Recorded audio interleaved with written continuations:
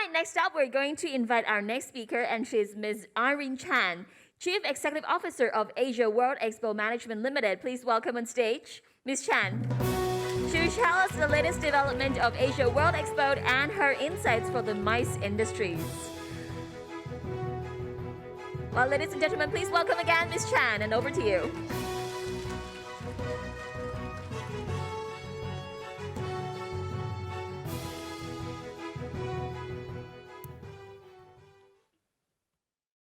Good morning. Should it be good morning? Still have 15 minutes to go. So good morning, ladies and gentlemen. Thank you, Stuart, for inviting me over. And I'm happy to be here today to share with you my view on the future MICE industries in Hong Kong and in the region. But more specifically, I would like to talk about how Asia World Expo can play a part in this future. I'm sure most of you are well familiar with Asia World Expo, at least with the name of it, as we have previously been frequently appear on the news for supporting the government anti-pandemic facilities. But for those who are not familiar, I just take a few words to introduce my venue. Asia World Expo was opened in December 2005. It offers 10 exhibition columnless halls with 70,000 square meters of rentable space. Since April this year, we are wholly owned by Airport Authority. In the past 16 years, Asia World Expo played host to over 300 large-scale events, from exhibition, conference and conventions, to live entertainment, and even special events like Equestrian Show.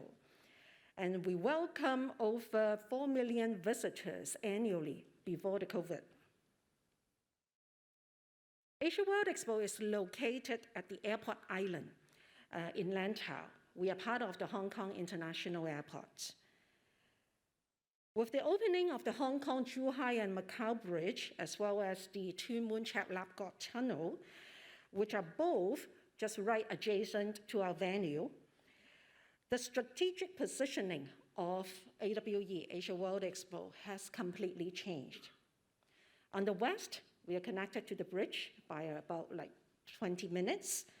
On the north, we are connected to the Tuen Mun, followed by the Gongsham Western Highway, and on the east, through the AEL, we can reach the Guangzhou, Shenzhen, Hong Kong Express Rail Link. So Asia World Expo has become the centric point of the GBA, reaching its 86 million population.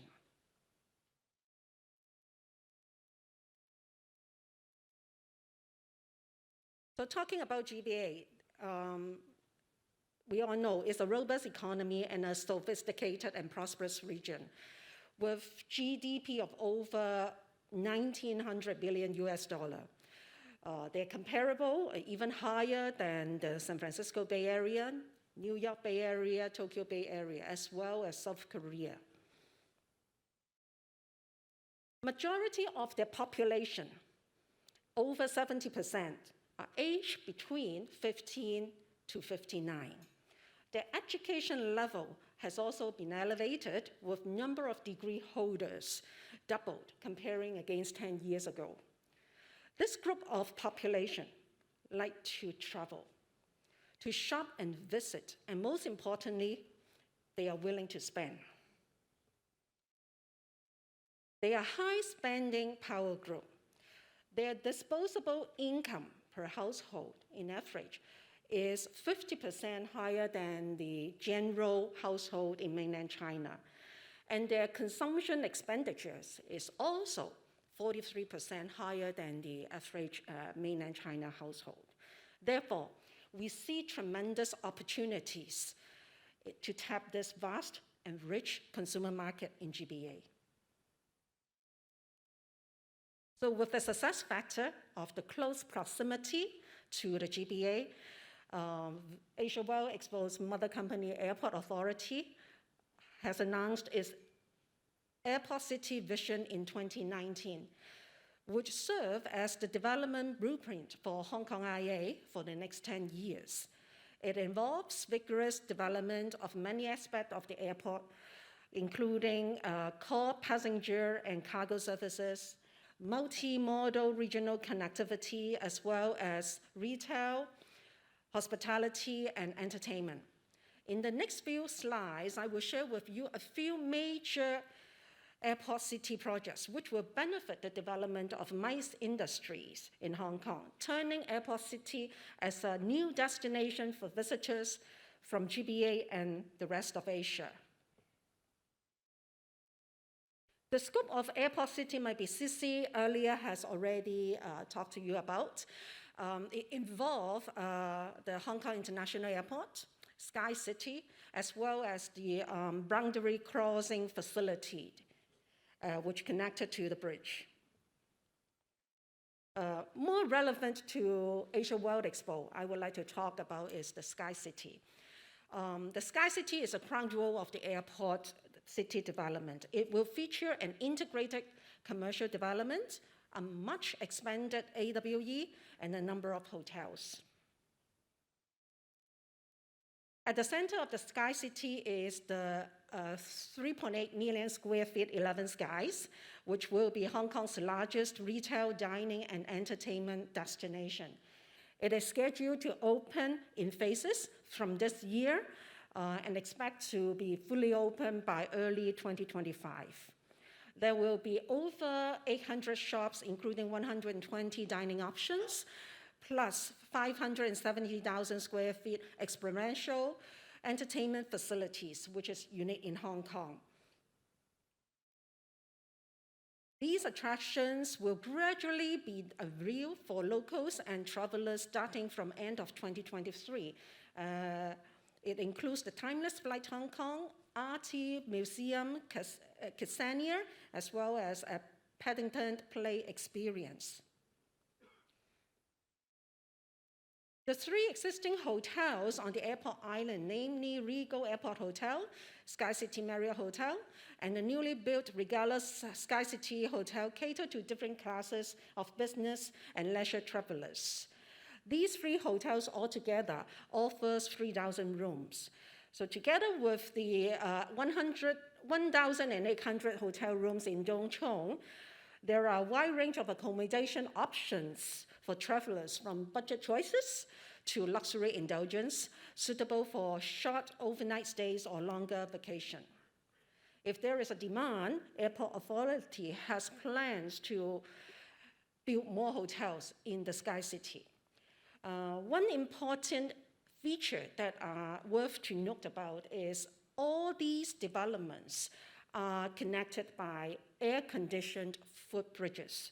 So travelers, they can walk from their hotel to 11 Skies, to our venue, Asia World Expo, as well as to the airport. So adding so much comfort and convenience to our travelers.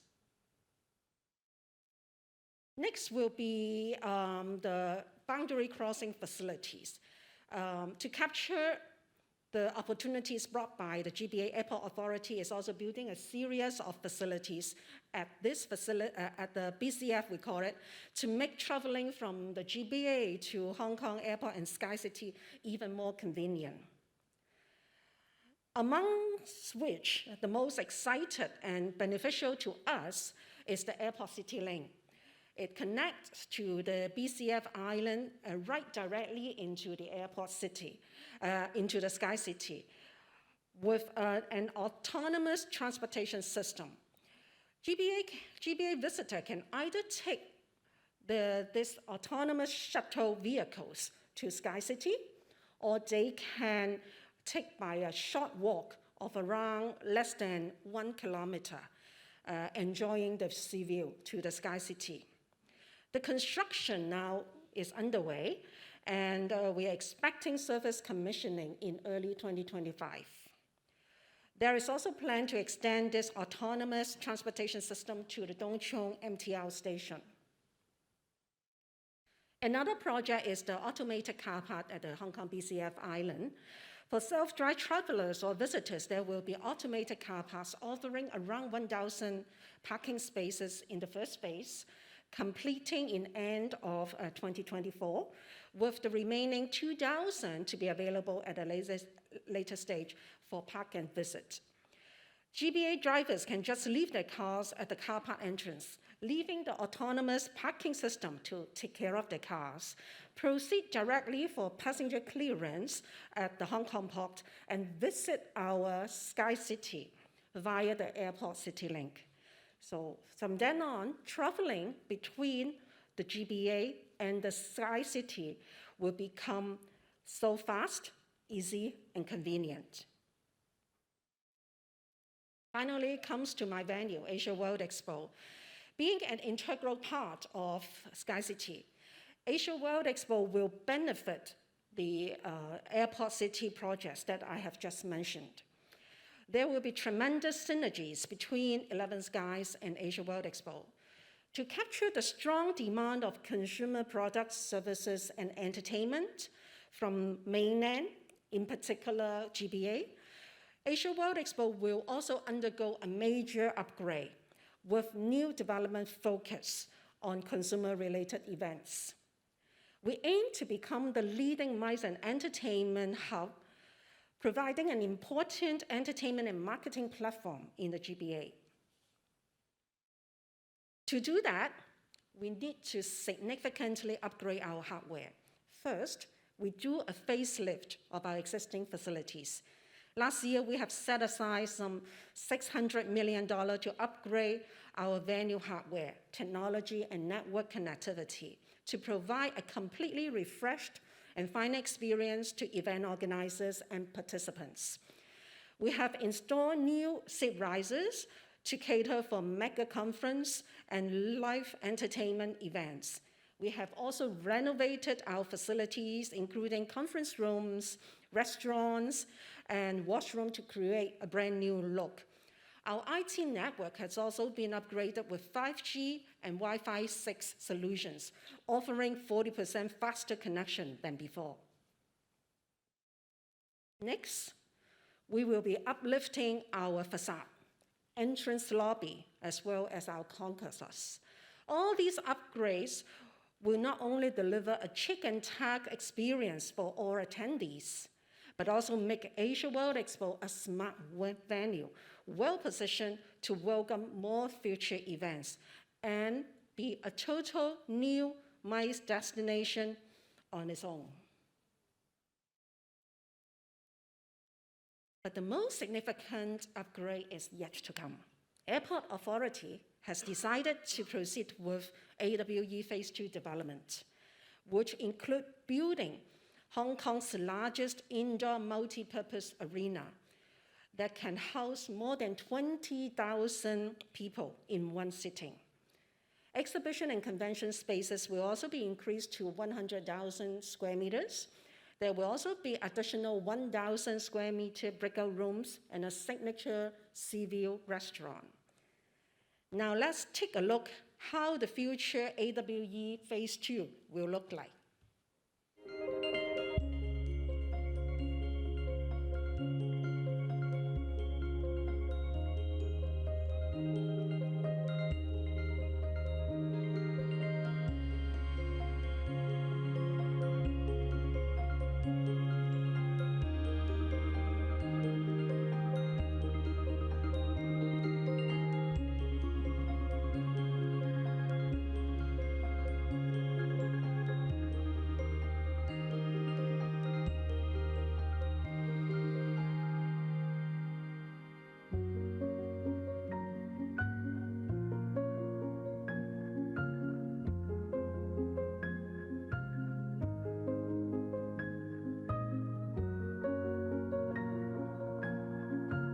Exciting?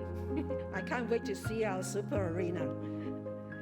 This massive investment, time and money, signifies Asia World Expo's strong belief in the growth of MICE industry and event industry in Hong Kong.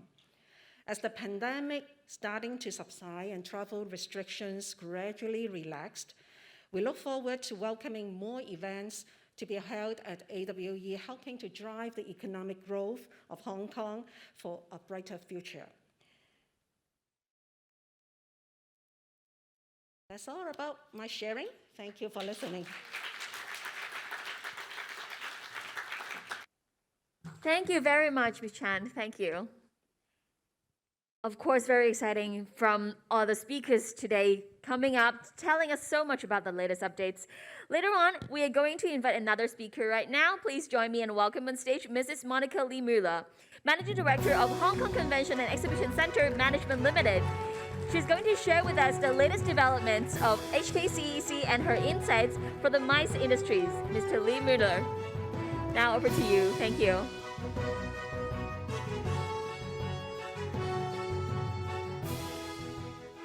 Thank you, Stuart. Thank you, the MC, Miss MC. Good morning, ladies and gentlemen, friends from all around the world. It's exciting to see so many friends and colleagues from the industry face to face. But for our overseas audience, please allow me a few minutes to talk about this beautiful building. The Hong Kong Convention and Exhibition Center is better known as HKCEC. It is located right at the Victoria Harbour. It is in the central business district of Hong Kong.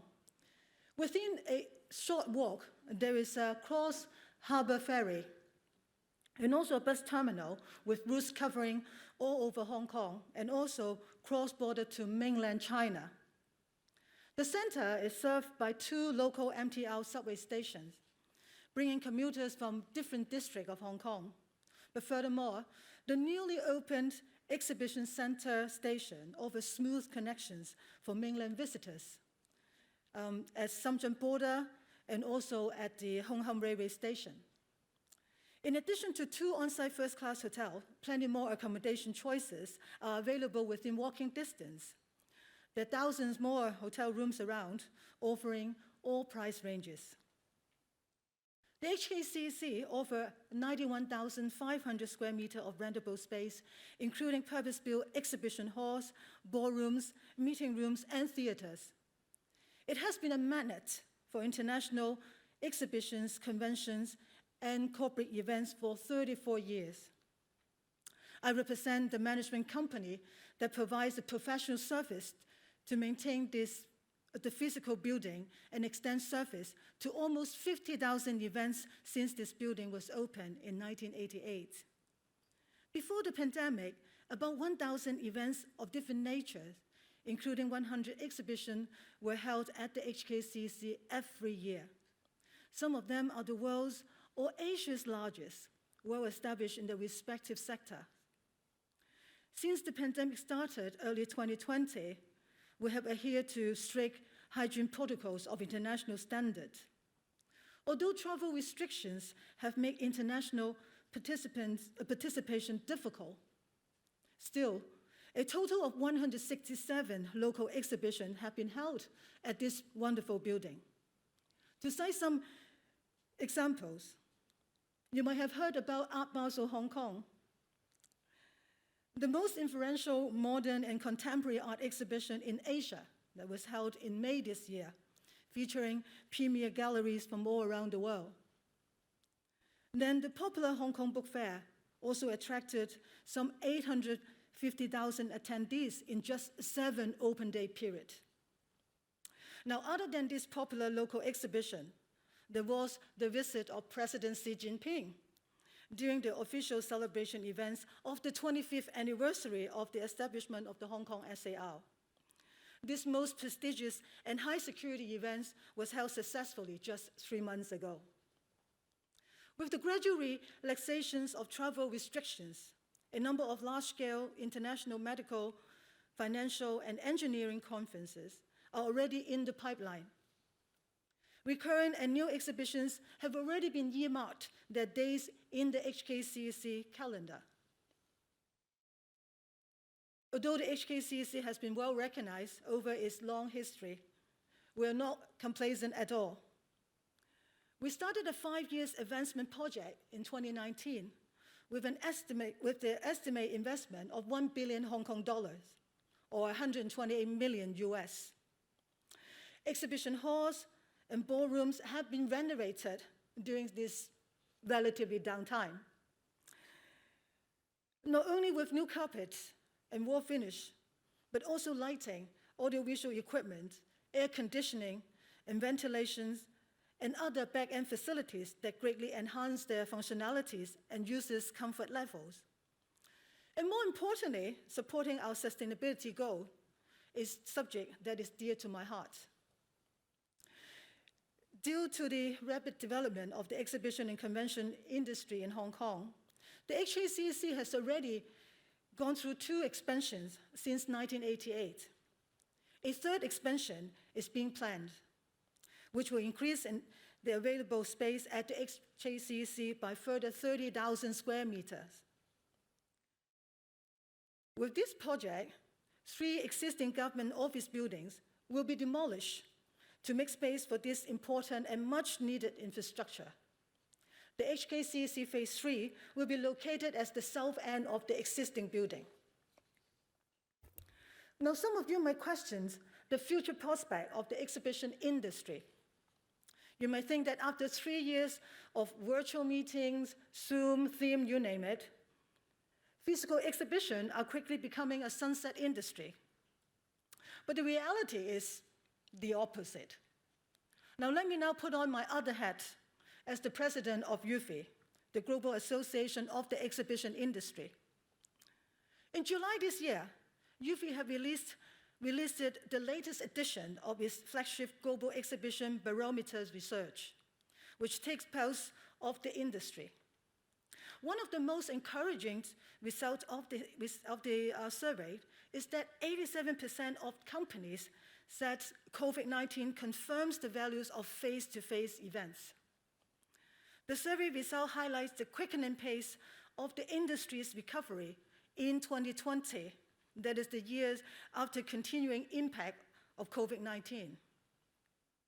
The sector is bouncing back quickly, and revenues for the first half of 2023 are expected to reach 87% of 2019's levels, and that is the year of our industry's record high. Europe, UK, Japan, and South Korea are expected to almost fully recover. China and Hong Kong are seemingly taking a slower pace. But that is mainly because of our cautious anti-epidemic policy. As Dane said earlier, it's not too late to catch up. The good news is the compulsory hotel quarantines for incoming visitors to Hong Kong have already been lifted, alongside with some further relaxation on social distancing measures. As Dane has explained earlier, we are confident of Hong Kong's advantages and the resilience of Hong Kong people. We believe our industry will bounce back even stronger as the pandemic subsides. Another important study by UFI also produced interesting findings. In UFI 2021 survey on the status of sustainability in the exhibition industry that produced some encouraging and insightful results.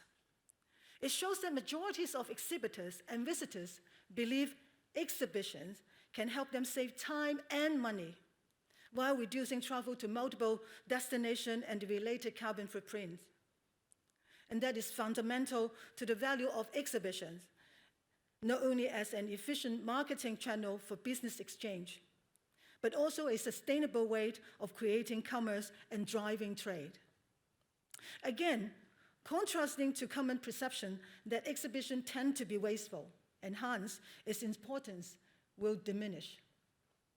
Well, let me rebuild that mystique.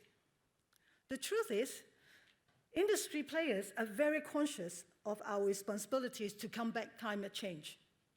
During COP26 in Glasgow last year, the Net Zero Carbon Events Initiative was launched. It is an ambitious project collaborated by a number of international associations in the business event industry. Since then, over 400 convention and exhibitions venues, organizers, and service suppliers have pledged to join hands to reduce carbon emissions. We're going to reduce it by half by 2030, and to achieve net zero by 2050. And the HKCEC is one of the first to drum up its support. In a few weeks' time, we'll present at COP27 a roadmap that will align participating companies' priorities and action plans towards our green visions. So our work is not done yet. We'll continue driving towards sustainability in our industry. Earlier this month, I've attended an international summit in Singapore with some of the world's biggest exhibition industry players.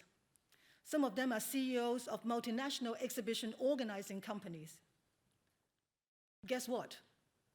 All of them told me physical business events remain the preferred and most effective platform to facilitate business exchange, promote trade, create, expand, and maintain business network.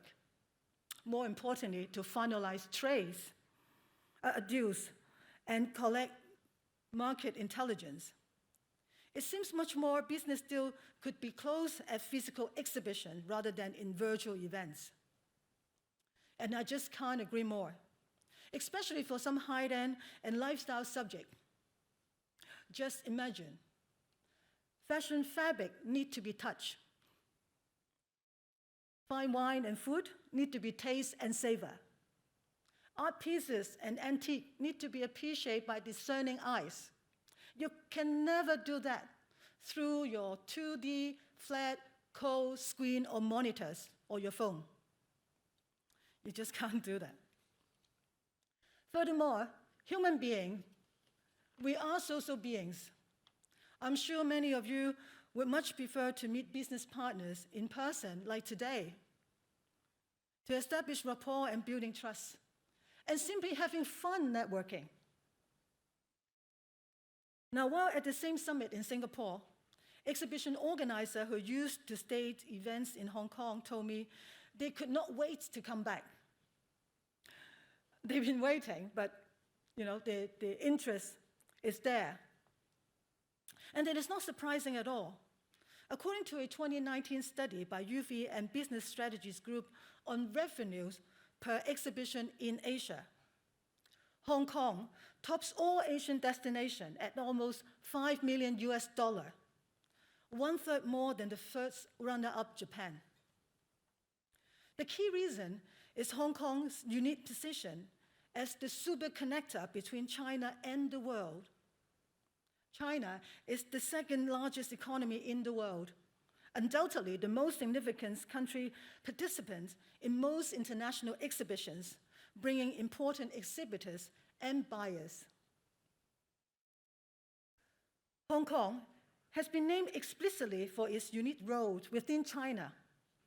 The outline in the National 13th Five-Year Plans in 2016 confirmed China's leading position in China's exhibition and convention industry. The outline's development plan for the Greater Bay Area, released in early 2019, again reaffirmed Hong Kong's leading positions in the exhibition industry among the 11 cities in the GBA, and gave a clear directions of consolidating and enhancing Hong Kong's status as an international high-end convention, exhibition, and sourcing center. Then, the 14th Five-Year Plan in 2021 continued to support Hong Kong to enhance its status as an international financial, transportation, and trade center. These explicit statements repeatedly demonstrate the Chinese central government's unwavering support for Hong Kong. More recently, during the 25th anniversary of Hong Kong's return to China on the 1st of July this year, President Xi Jinping personally stressed that enjoying the backing of the motherland while staying connected with the world is a notable strength unique to Hong Kong. The central government fully supports Hong Kong in maintaining its unique status and strength on a long-term basis,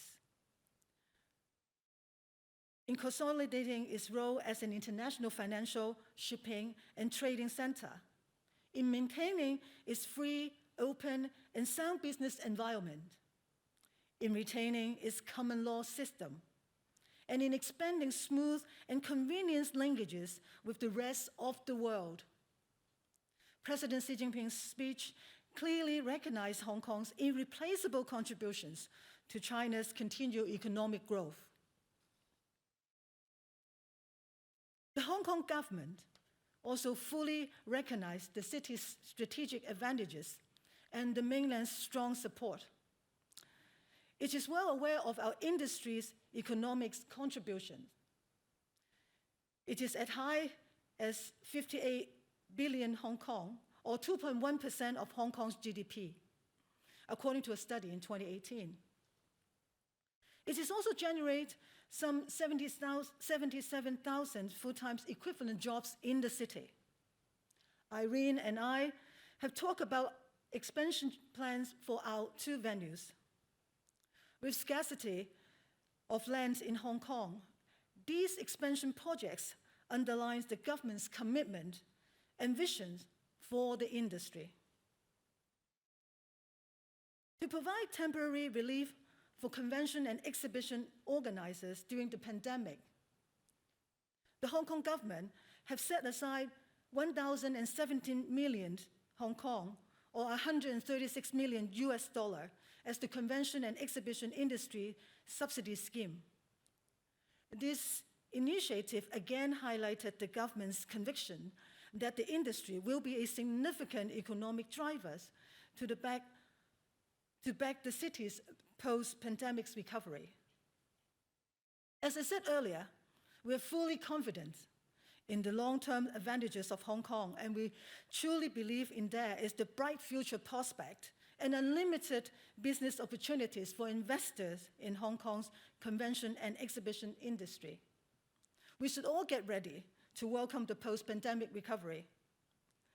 Let's get set and be ready to go. Now, ladies and gentlemen, I hope you have learned from Dane and Irene and my little presentations of what Hong Kong have prepared for our future. If you need more, please come back to us anytime. I look forward to welcome you back to Hong Kong physically very soon. Thank you. Thank you very much, Mr. Lee Miller. Thank you. Later on, we're going to learn more from you and our panel because we're going to move on to the panel discussion session. Now, first of all, please welcome on stage our moderator, Mr. Stuart Bailey, Chairman of Hong Kong Exhibition and Convention Industry Association, to our stage. And let's welcome also our panelists. They are Mr. Dane Chang, Executive Director of Hong Kong Tourism Board, Ms. Irene Chan, Chief Executive Officer of Asia World Expo Management Limited, and Mrs. Monica Lee Mueller, Managing Director of Hong Kong Convention and Exhibition Center Management Limited. Please welcome our panelists here on stage again. And now, over to you, Mr. Bailey. Thank you, Patricia. Great. Look, we've got half an hour to talk about the future of the MICE industry in Hong Kong. MICE, for those of you who aren't familiar, I know we use the term a lot, but sometimes people aren't necessarily know what it means. It's meetings, incentives, conventions, and exhibitions. And if we look at the 14th five-year plan from the central government, the MICE industry actually underpins an awful lot of the strategic targets within that, whether that be talking about Hong Kong as an aviation hub, talking about Hong Kong as a place for cultural exchange, or Hong Kong as a place for trading activities. Before we go into the session, because I think it is pertinent, I just wanted to read a very short extract from the Chief Executive's policy address about international trade. He says, Hong Kong is the world's 6th largest commodity trading centre. We are actively pursuing the accession to the Regional Comprehensive Economic Partnership, which covers 15 countries and a population of 2.2 billion and accounts for nearly 30% of the global trade volume. Accession to the RCEP will help enterprises reduce their operating costs and open up overseas markets, thereby strengthening and capitalising on Hong Kong's status as an international trade centre. We strive to support the convention and exhibition industry in order to help SMEs obtain more overseas orders. We will extend the Convention and Exhibition Industry Subsidy Scheme to the 30th of June 2023. A new $1.4 billion scheme will be launched thereafter to subsidise more than 200 exhibitions to be staged in Hong Kong over 3 years. to consolidate Hong Kong's status as a premier venue for large-scale international C&E activities. We will take forward the Asia World Expo Phase 2 project together with the Wan Chai North redevelopment project near the Convention and Exhibition Centre to substantially increase large-scale C&E spaces. So that's a pretty ringing endorsement of the fact that certainly meetings, conventions and exhibitions are a key part of the strategy for Hong Kong's development. Exciting. Good to have that support from the Chief Executive today. Dane, first of all, you mentioned in some of your slides about the need to rebuild confidence, to look at the kind of the key things that underpin Hong Kong's success as a meeting place. I guess really we're kind of talking about rebuilding trust, aren't we? For people to come back, see the city with fresh eyes and understand all that it's got to offer. How are the tourism board really kind of going to go about doing that? We've been actually thinking about this, long and hard, because we've been given quite a lot of time, during all this, lockup. Personally, I think it's not just about telling stories. It's not just about, running marketing campaigns. It's actually by making things happen in Hong Kong. So you must have enough and good events to take place. So that's why I mentioned about we've been talking to A-list speakers and organizers to bring, high visible events to Hong Kong. Because with good events, business and non-business, then you can attract more people to come, have a reason to come, to see these events, to attend these events, but at the same time to appreciate and also to experience our new attractions and new offerings. So the whole thing I was thinking, we need to get, put our acts together and having, proper clusters of events happening at different time of the year. Okay, so at the moment, I think we are all sort of doing our own things, and I think at one point, before this whole thing happened, it was 2018. We were having a record number of visitors. So hotels were 90% plus, the rates are 2,000 plus, and flights are very full, but people are complaining of a very high price and everything. But we do have record numbers of visitors. Okay, so I think this now gives us a good time to review and rethink ourselves. I would have thought that we should focus on the MICE, the businesses, travelers, those who are more to the high end of the market.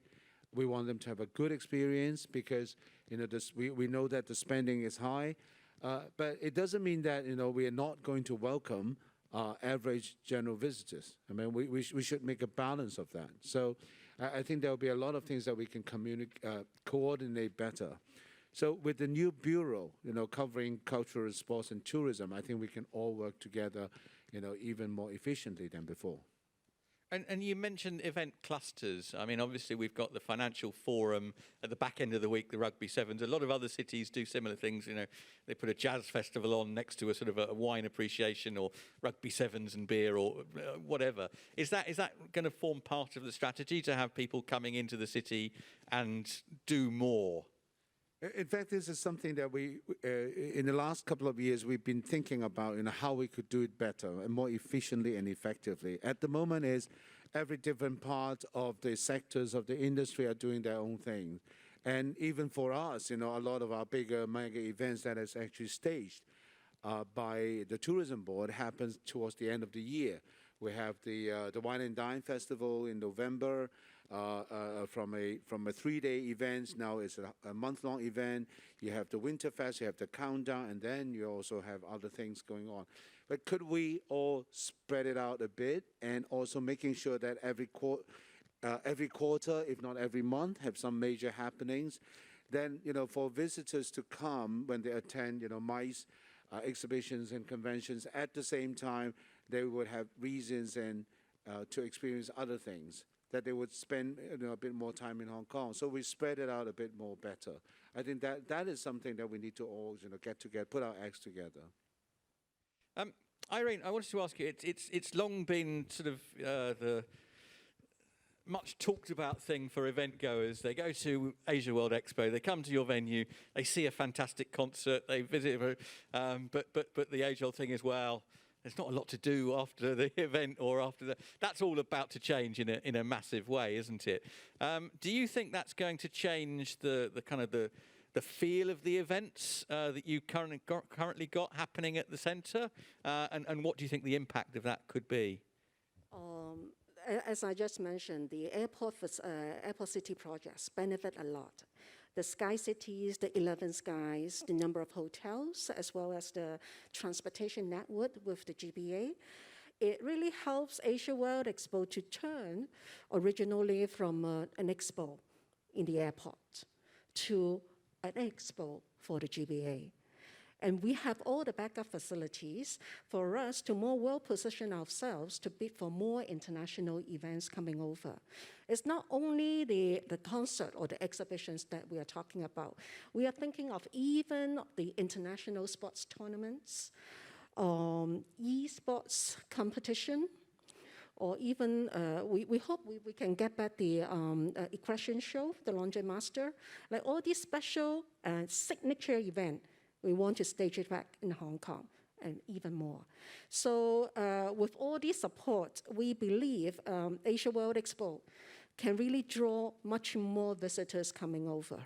And when they come over, it's not just one show that they are looking at.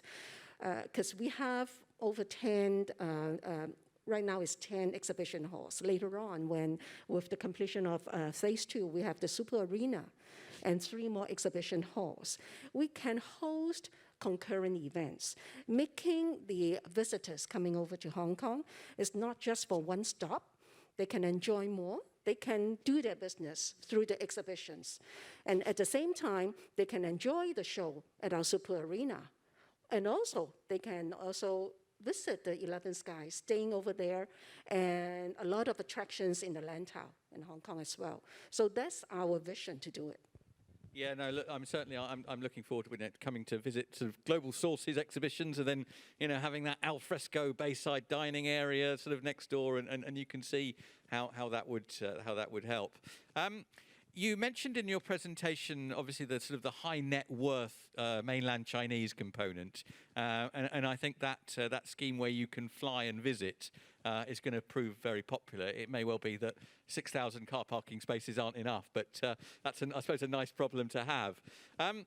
But then there are sort of cultural sensitivities and there are differences. How are you going to go about making sure that you can get the right people from the GBA to come and kind of be part of what you're doing at AWE and Sky City? Now, Asia World Expo in the before COVID time, we have been doing a lot of marketing in the GBA area. Actually, before COVID, you're talking about 2018 is a record year. To Asia World Expo is also the same.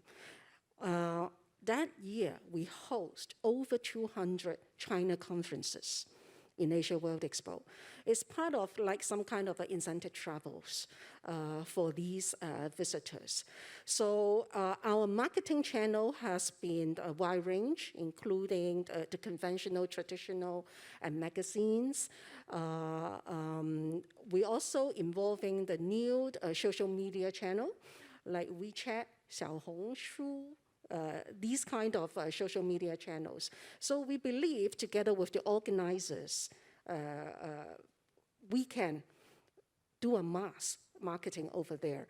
And together with airport marketing team as well, we also have an office in Guangzhou, and they're also serving the GBA area too. So their infrastructure developments have been keep updated in the GBA. So we believe by the time it's about 2024, everything will be in shape. We can bring, together with our events, we can bring a lot more visitors coming over. Excellent, good. Monica, I wanted to come on to you. We're looking forward at all of these, mega projects which are about to be built. Sometimes we slightly forget some of the projects that have just been completed. A colleague of ours asked recently, when is the exhibition MTR station going to open? Obviously, it is open. It's up and running, yeah. And we've all kind of enjoyed it. how much of a difference is that? Are you starting to see that making a difference in terms of, where people are coming from and how they're connecting with the facility? Oh, absolutely, yeah. Actually, the exhibition center station opened in May already. You and I went to the opening ceremony, so we should share some photo.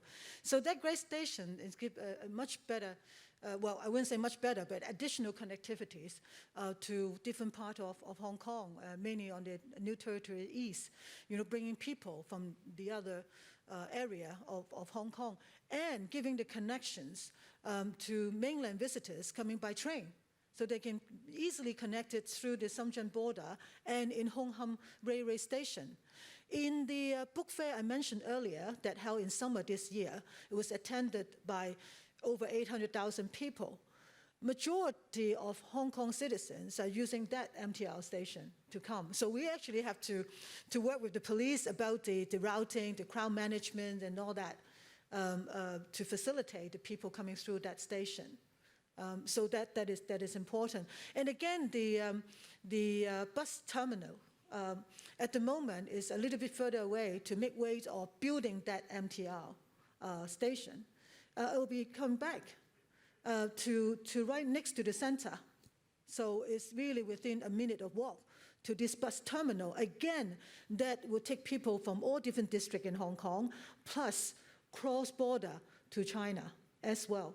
So yeah, all in that will really facilitate or enhance the connectivities within Hong Kong and GBA as well. It's great. It's great that you've got that further connectability for people to come into the centre. And at some point, I know it's quite a long way off. We've got the third phase with the conventions facilities as well, right. Which we look forward to. Now, you also mentioned in your presentation, obviously there's been a switch to virtual events and hybrid events. I mean, we are currently doing a hybrid event, aren't we? And there is question marks about, the future model of exhibitions and conventions. There's ESG concerns, should people be more mindful of their carbon footprint and not fly around the world quite as much, etc. But you seem pretty convinced that the future's bright for conventions and exhibitions. Why that strong conviction? Well, as I said, the industry is very well aware of the perception that we are wasteful, right? And that. But a lot of people overlook that by coming to an organized exhibition or convention that will help them from, prevent them from traveling or reduce their traveling to multiple destinations to source or to exchange. And also the industry is very much committed. As I said, we launched at COP26 last year in Glasgow of the Net Zero Carbon event initiative, to committed to reduce the carbon emission by half by 2030. And then by 2050, we hope that we'll be net zero by then. And it's not just the empty talk. We have spent a year on making that roadmap on the measurement, because collecting data and how to measure. Without data and measurement, we don't know where, how we progress and how to get there. So we actually have engaged some professional consultancy to help us on making that plan, and we will present that in COP27 in Cairo just in a few weeks' time. So what we need is that the venue, the organizer, the supplier, all along our supply chain to be committed. And then we can do it, and we want to show it for our industry and for the world that we can do it, and it will help people to reduce carbon footprint while doing business. I suppose that's a good way of thinking about it. Rather than having multiple trips to go and visit clients, you can do all of it in one place, which cuts down your carbon footprint. That makes sense. Since you mentioned the kind of the environmental impact of exhibitions, I know that both of the exhibition centres have been working incredibly hard at ways in reducing it, and even our association HKEC are working together to put together a sort of a sustainability charter to help people further. Irene, are there extra measures with obviously the new space coming online that you're doing to help organisers to measure and reduce the environmental impact of your events? For the phase 2, yes. we do have the advisors talking about in terms of the energy savings, the monitoring, smart monitoring, as well as the waste management handling, and the greeneries for the venue. Like all these, they have a plan in mind how to do it. For phase one, unfortunately, we just kickstarted recently. So all our chillers now is being replaced with the water chiller, which is more energy saving, and not to mention about the lighting is all LED. We are also talking about reducing use of plastic. Yes, we are trying to formulate, just like what Monica said, a blueprint, a development plan, hoping to reduce the carbon emission in the coming years. But what needs to be done, because this is an old building, and a lot of the limitations in terms of the space, in terms of the logistics, so we need a consultant to advise us on how to pursue this role. So this year we will employ a consultant to do it, and hopefully we can have more to share later. Yeah, no, look, I mean, it's good. I think finally we're kind of pushing an open door. It feels like we're all, we all want the same thing. So it's good to have that. Dane, I wanted to come back to you. You mentioned something about Hong Kong. We've got all these destinations, and it's almost like destinations within a destination. Which is great. I remember a few years ago, we were talking about the fact that, okay, well, look, we're part of the GBA, our partner's Macau across the water. We have to, make sure that people can spend 3 or 4 days in Hong Kong, a couple of days in Macau, etc.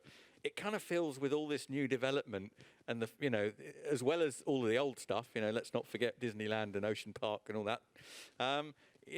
We kind of, we've got so much to say, and when you talk about our Hong Kong rebranding, it becomes quite a difficult exercise because we've got nature and we've got amusements and we've got sports and we've got arts and museums, and how do you package that up into one? Have you kind of got a handle on how to do that? That's why the whole tourism rebranding, it's a big project for us, and we actually started more than 2 years ago, slowly and bit by bit, and I said we engaged, international agencies to help us, to talk about the story and how do we want to position ourselves. It's still, I would say, it's still a work in progress. I think it's important for us to get into a recovery phase, and the recovery gets stabilized before we can roll out, our new, tourism branding. So it's not going to happen this year or so soon, all right? But we're working on it. There are just so many things we want to talk about Hong Kong. We want people to know about our new positioning, to know about all these attractions.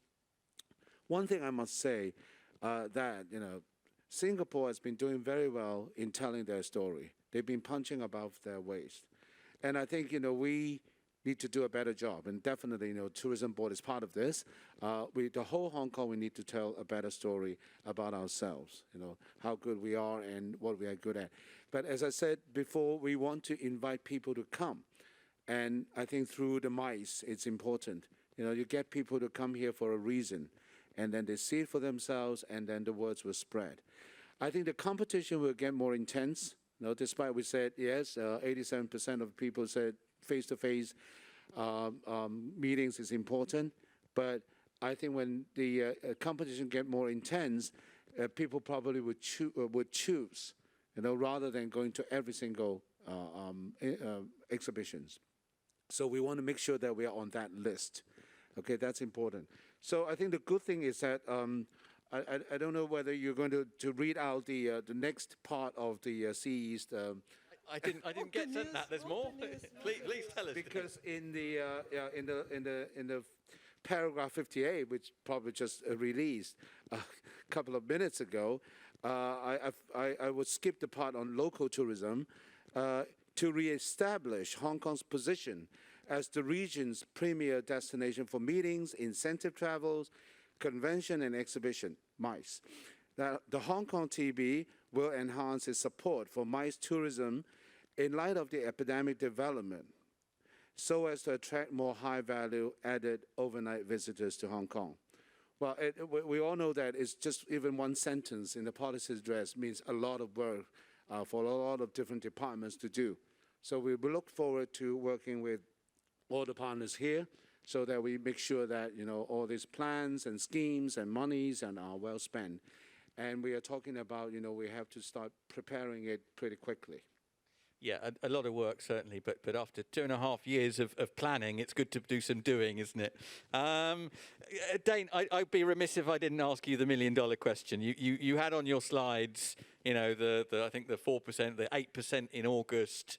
If we assume that the restrictions would all be removed at the end of the year, what do you think the rebound looks like for Hong Kong?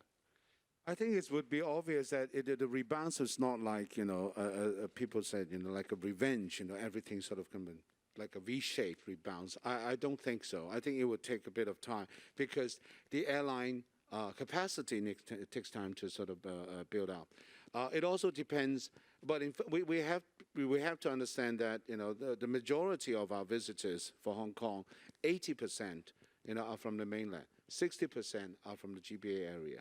But I think at the beginning, the business travelers, the MICE travelers, as long as we can, start having, exhibitions and all this, and conventions, people will come. I think these will be the first lot of people to come to Hong Kong, to reconnect with Hong Kong. Now, after all, it's not just about the visitors' number. I mean, we talked about connectivity, we talked about, all these hardwares, and so the important thing is, you want people to go to a place where you can actually get closest to the market. We are the closest to the world's biggest market. The seller's market, the buyer's market, the consumer's market. Whatever we say slow down or all these politics and so on, it is continue in this part of the world is the highest growth area. So, we should have that confidence. And also, I think we also get the system itself. In Hong Kong, we have the closest and most familiar system with the rest of the world.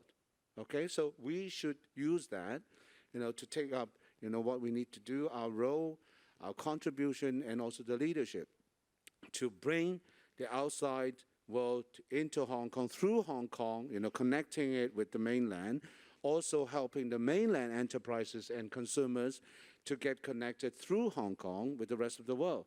So, you might say that because I'm in this job. Of course, I have to be very optimistic. But it is, right? It is very confident. I think it's very optimistic, yeah. Yeah, look, I mean, I think it's a point that's perhaps lost sometimes in the mix that actually the Chinese market have not been travelling to Singapore, they've not been travelling to Bangkok, they're not been travelling anywhere. So when the reopening happens, I'm sure that the first place that they'll want to come to is Hong Kong. First place will be in Hong Kong, and the top will be in Hong Kong. Yeah. Absolutely. Monica, you'll know the research that we did. This is going back a little bit, but the HK ISEA research that we do every year started to show that the number of Chinese companies coming to exhibit was starting to increase quite substantially. Between 2018 and 2019, it went up by 16%. Obviously, we don't know if that would have continued or not, but it's quite an interesting shift from what Hong Kong perhaps used to be, where international companies exhibited to mainland buyers.